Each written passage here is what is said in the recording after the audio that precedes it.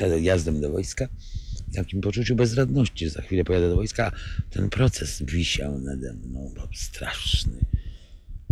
Napisałem list do Berlinguera otwarty. To była straszna awantura. Czy w ogóle, czy do Berlinguera, czy ja. Straszna awantura.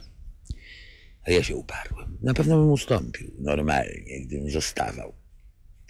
No bo może to kto inny powinien napisać, może Bieńkowski, może nie do Berlinguera. Ale była to taka sytuacja, że ja wyjeżdżałem, to było ostatnie, co mogłem zrobić i nie miałem żadnych gwarancji, że ktoś tu coś zrobi. Takie miałem zawsze poczucie, że mam właśnie, jak jest coś do zrobienia, to zrób to.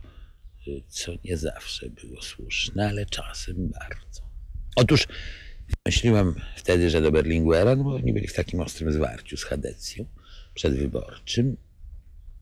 I jeśli Berlinguer nie złapie mojej piłki, to złapie moją Hadecję i wrzuci do bramki. No i napisałem list. Zwracam się do pana jako do przywódcy partii robotniczego w swoim kraju, jako do człowieka, który głosi program socjalizmu z ludzką twarzą.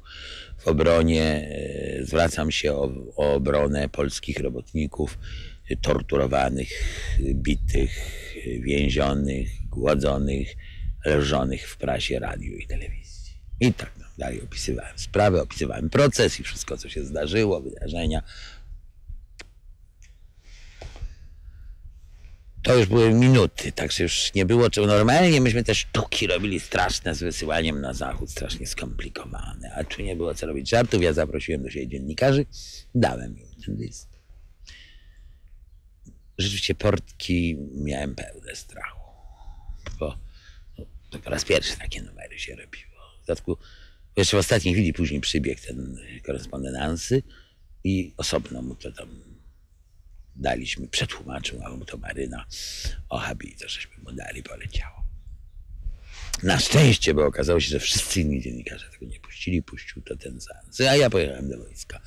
Pierwszą niedzielę przyjechała do mnie Grażyna i mówi, opowiem ci, co narozrabiałeś, gdzie się otworzy radio, to wszędzie, wszyscy na ten sam temat. Czy stało się tak, jak miało się stać.